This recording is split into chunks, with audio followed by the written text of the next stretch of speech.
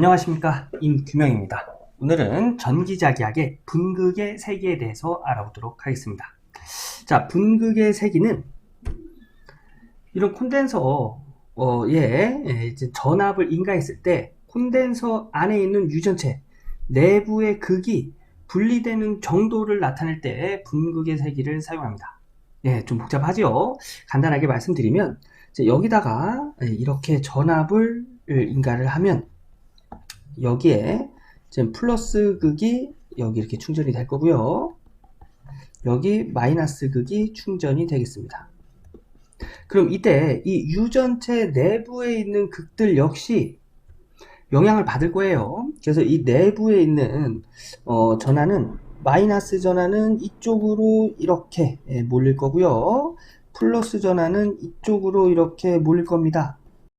그림으로 나타내면 이렇게 나타낼 수 있는데 이렇게 그렸다고 해서 이 가운데 전하가 하나도 없냐? 그건 아니에요. 전기 쌍극자라고 해서 이 플러스 마이너스 극은 항상 가까운 거리로 붙어 있습니다. 그래서 요 뒤에 플러스 있고요. 요 뒤에는 마이너스 극이 이렇게 있는 거예요. 그래서 이런 극들이 이렇게 정렬되어 있는 겁니다. 그런데 이제 전하량이 여기 플러스 전하량과 마이너스 전하량, 플러스 전하량과 마이너스 전하량이 서로 상쇄되어 없어지기 때문에 그림으로 나타낼 때는 이렇게 그려지게 되는 겁니다. 자, 이 그림을 보면은 극이 마이너스 극과 플러스 극으로 분리가 된 것처럼 보이죠?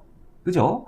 이런 현상을 분극 현상이라고 하고, 이 면적당 이 전하의 양을 가지고 분극의 세기를 따집니다. 이것이 바로 분극의 세기인데 우리한테 중요한 거 뭐죠? 공식입니다. 이제부터 공식 하나하나씩 볼게요. 자, 우선 내용을 살펴보면 전극과 접하는 유전체 표면의 단위 면적당 전하 밀도, 즉 면전하 밀도와 같다. 요 면의 전하 밀도와 분극의 세기는 같다는 얘기입니다. 그래서 분극의 세기는 면전하 밀도의 쿨롱/m 제곱의 단위를 똑같이 씁니다. 자, 우리한테 중요한 거 뭐라고요? 공식입니다. 분극의 세기는 공기 중의 유전율 곱하기 비유전율 마이너스 1 곱하기 전개의 세기로 구하고요. 여기서 전개의 세기에 곱해진 공기 중의 유전율, 비유전율 마이너스 1 요것을 분극율이라고 합니다. 요것도 시험에 나오니까 요것도 꼭 암기해 두셔야겠죠. 자, 그리고 분극의 세기는 이런 식으로 쭉 정리를 할 수가 있는데요. 자, 여기서 정리를 하기 위해선 이 내용을 알아야 됩니다. 전속밀도 D는 유전율 곱하기 전개의 세기와 같고요. 유전율은 공기 중의 유전율, 비유전율로 정리할 수 있죠. 자, 이 식에서 또 유전율을 넘겨주면 전개의 세기는 전속밀도의 유전율을 나눈 값과 같다. 이렇게 정리할 수 있고요.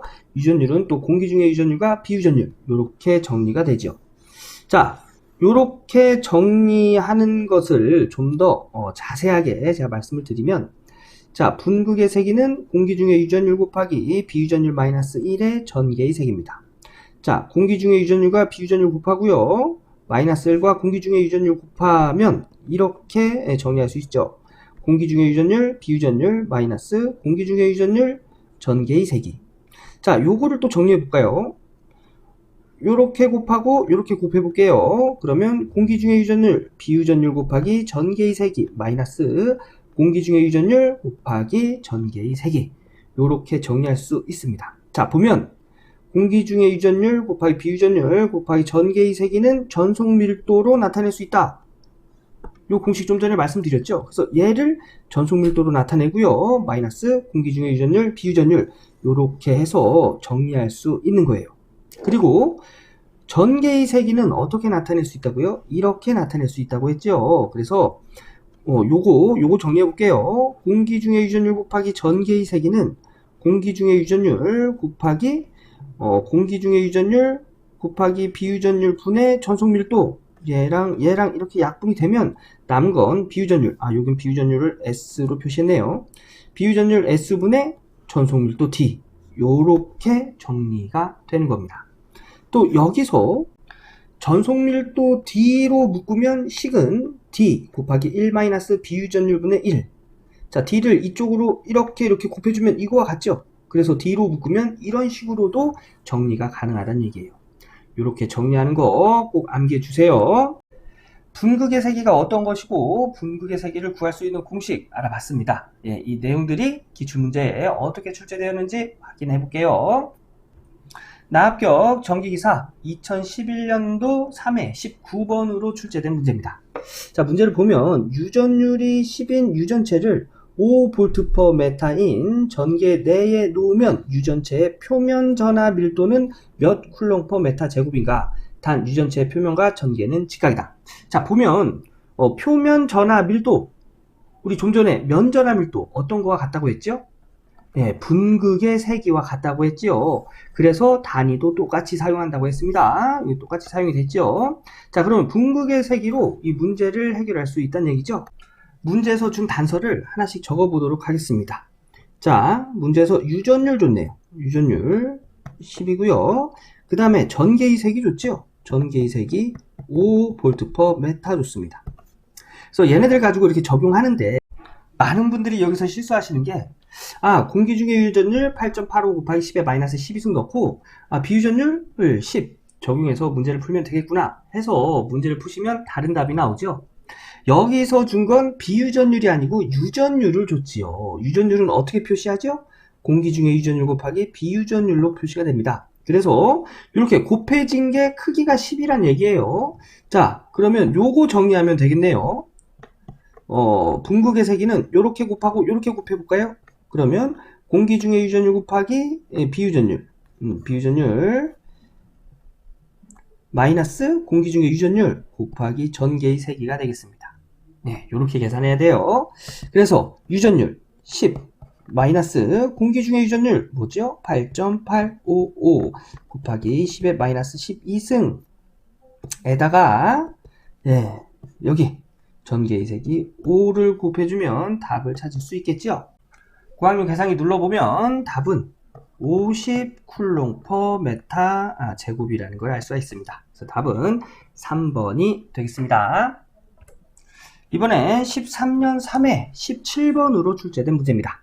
반지 이름 A메타인 도체9에 전하 Q 쿨롱을 주었다. 도체9를 둘러싸고 있는 유전체 유전율이 입시론 S인 경우 경계면에 나타나는 분극전하는 몇 쿨롱/m 제곱인가? 문제를 보니까 분극의 세기 공식을 찾아라 뭐 이런 문제인 것 같긴 한데 보기를 보니까 우리가 아는 공식이 없어요. 그래서 한번 정리해 봐라 이런 문제입니다. 자, 한번 정리해 볼게요. 자, 보면은 공기 중의 유전율 곱하기 비유전율 마이너스 1에 우리 전개의 세기 도체 9, 구도체일 때 전개의 세기 어떻게 구하죠? 4파이 입시론 여기서는 반지름이 A메타라고 했기 때문에 A의 제곱 분의 Q로 나타내지요. 근데 여기서 이 유전율 또 이렇게 정리할 수 있죠. 공기 중의 유전율 비유전율 마이너스 1에 4파이 곱하기 공기 중의 유전율 비유전율 곱하기 A의 제곱분의 Q다. 이렇게 정리할 수 있겠죠.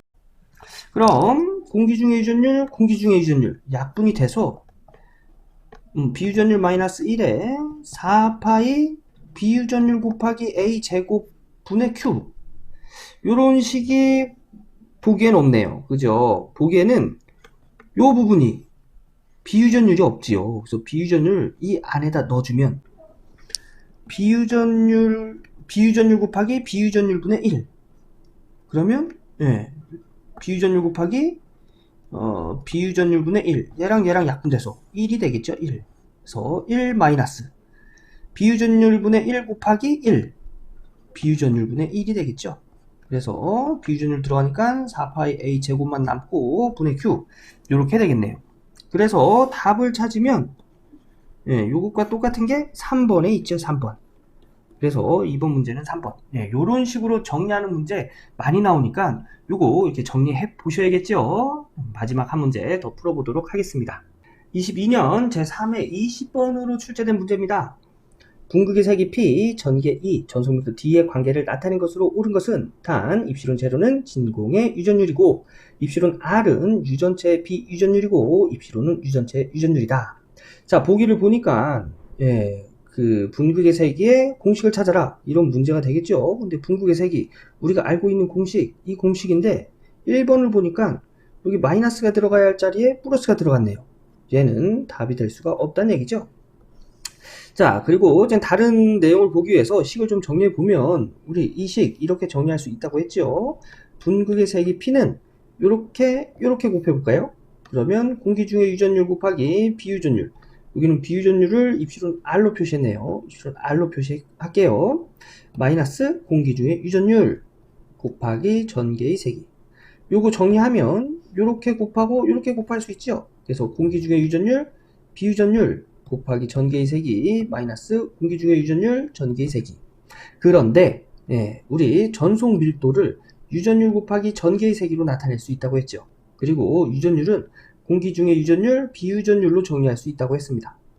그래서 결론적으로 공기 중의 유전율 곱하기 비유전율 곱하기 전개의 세기는 전속 밀도로 나타낼 수 있다고 했어요. 그래서 얘를 D- 공기 중의 유전율 곱하기 전개의 세기 이렇게 나타낼 수 있다고 했지요. 자, 이 공식이 있는지 찾아볼까요? 3번에 있네요. 그래서 이때의 분극의 세기 공식, 옳은 것은 3번이 되겠습니다. 이런 유형의 문제, 분극의 세기에서 분극의 세기 공식을 가지고 변형시킨 다음에 답을 찾으라, 이런 문제 굉장히 많이 나오니까 요 내용 꼭 알고 계셔야겠죠. 요거 오늘 꼭 암기하고 공부 마무리하시기 바라겠습니다. 오늘 강의는 여기까지 하고요. 저는 다음 강의에서 또 인사드릴게요. 전기기사, 전기산업기사 취득의 지름길 전치모 기억해주세요. 감사합니다.